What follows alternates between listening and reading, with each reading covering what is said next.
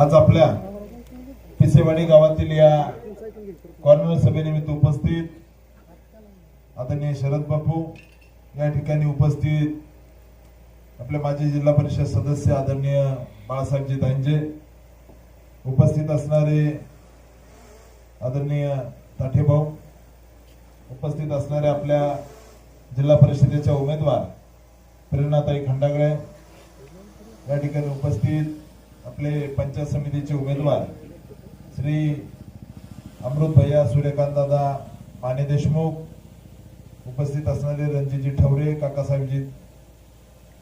काकासाहेबजी जाधव, गोपाळरावजी घाडगे पाटील, या ठिकाणी उपस्थित आदरणीय राहुलजी माने देशमुख, सर्वच उपस्थित असणारे काय अमर भाऊ,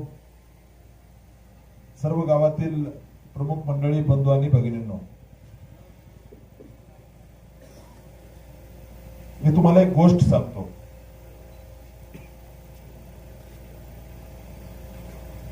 ज्यावेळेस त्या ठिकाणी या महाराष्ट्रामध्ये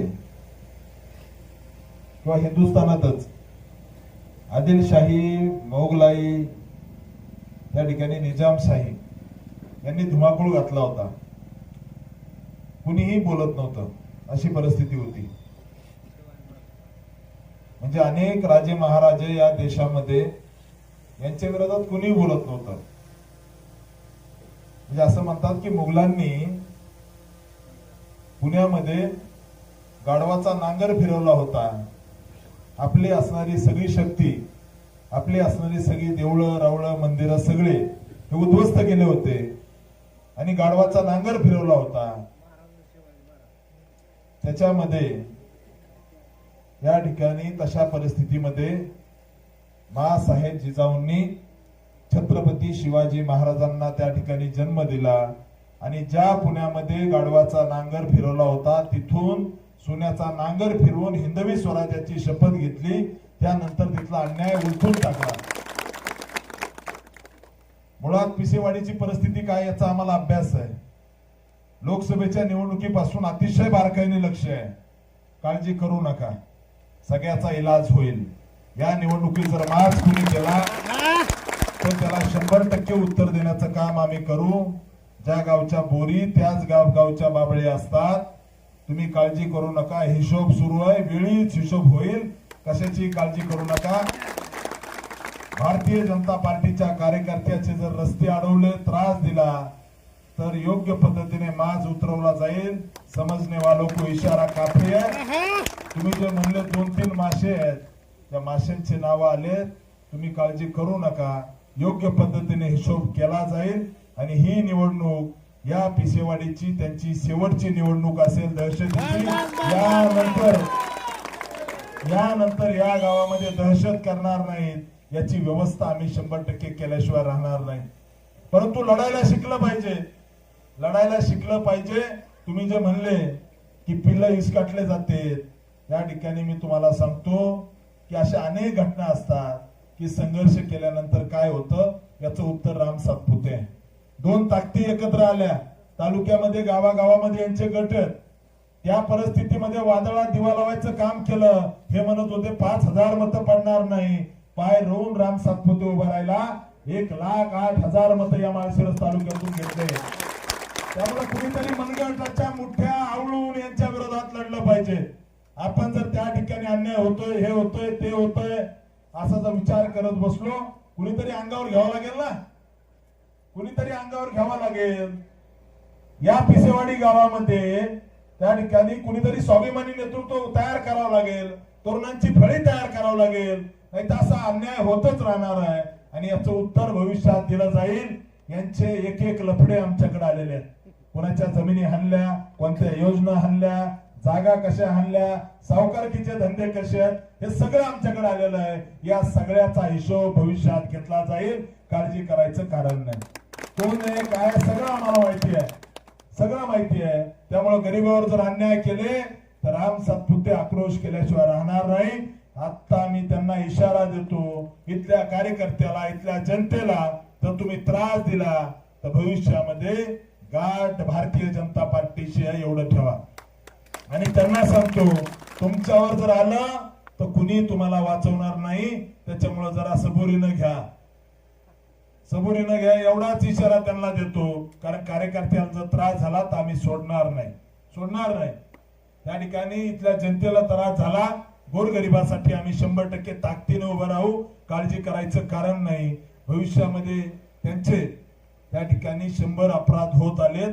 येत्या काळामध्ये याला उत्तर दिल्याशिवाय राहणार नाही. आपण या निवडणुकीमध्ये ताकदीने आपल्या प्रेरणाताई खंडागळे आणि अमृत भैया माने देशमुख यांच्या मागे उभं राहावं. या गावामध्ये 100% ट्रान्सपरंट वोटिंग होईल.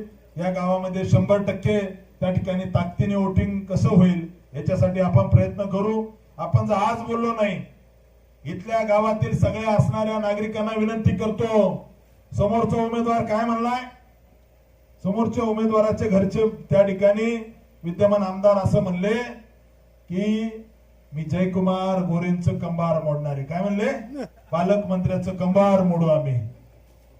अरे तो सावित्रीमाईचा आणि महात्मा ज्योतिबा फुलेंचा लेख आहे. त्याचं कंबार मोडायची कुणाच्या बापामध्ये हिंमत नाहीये, कुणाच्या बापामध्ये हिंमत नाहीये. लढणारा कार्यकर्ता आहे जयाभाऊ.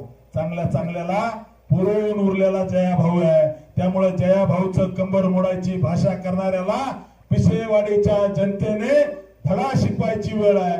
आणि ही वेळ या ठिकाणी ताकदीने आपल्याला यावेळी मतदान करावं लागेल.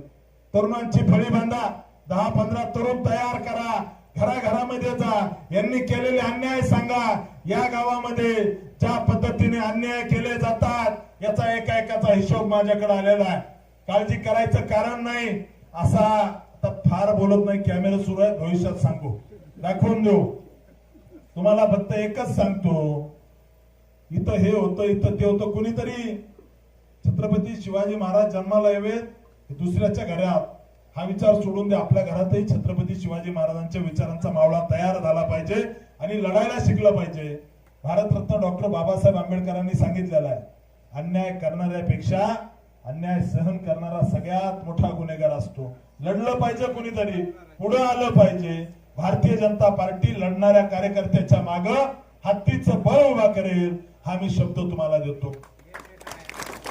या ठिकाणी या गावामध्ये मागच्या 5 वर्षामध्ये अनेक छोटे मोठे कामं करण्याचा प्रयत्न मी केला.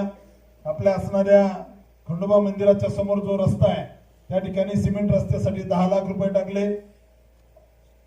दादासाहेब भाकरे वस्ती, तिथली जी वस्ती आहे तिथल्या हनुमान मंदिरासमोर 25-15 मधून 10 लाख रुपयाचा सभा मंडप दिला.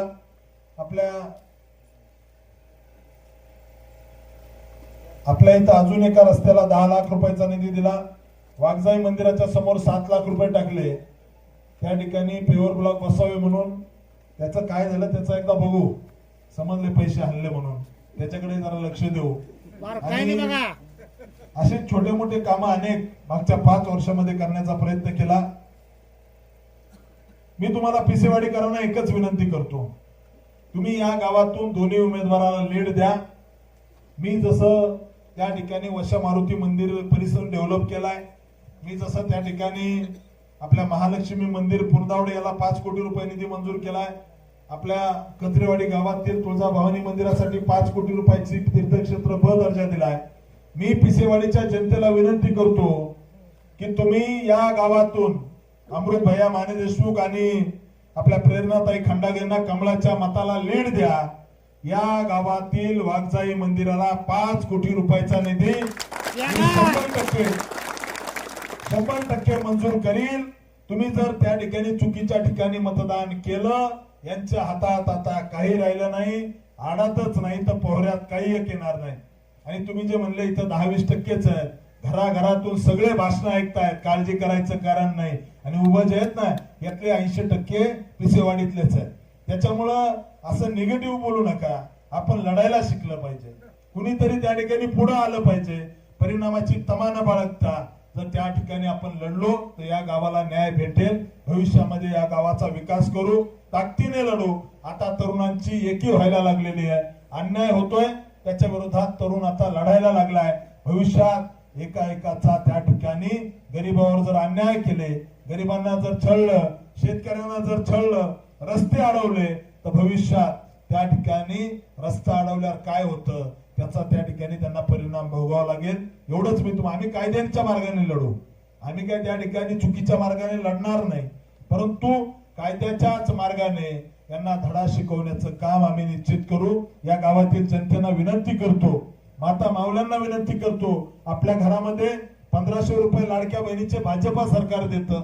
तुमच्या शेतामध्ये सोलर योजना, सोलर पंप देण्याचं काम भारतीय जनता पार्टीने केलं. शेतकऱ्याला त्या ठिकाणी मोफत लाईट देण्याचं काम भाजपने केलं. घराघरामध्ये त्या ठिकाणी गॅसच्या योजना असतील ते भारतीय जनता पार्टी करतं. त्यामुळे माझी तुम्हाला विनंती आहे, तुम्ही जर मतदान देण्यात जर चुकलात तर त्या ठिकाणी याचा परिणाम भविष्यामध्ये आपल्यालाच भोगावं लागेल. आपण सगळ्यांनी ठरवावं, जर आपण जर चुकीचं काही जर केलं तर भविष्यात या ठिकाणी असली यांची गुंडागर्दी वाढेल. हा जो अत्याचार इथल्या जनतेवर होतोय, या सगळ्या अत्याचाराच्या गोष्टी आमच्या कानावर येतात, पण जोपर्यंत तुमच्यातला कुणी लढायला तयार होणार नाही त्यावेळेस अत्याचार त्या ठिकाणी अजून वाढत राहतील.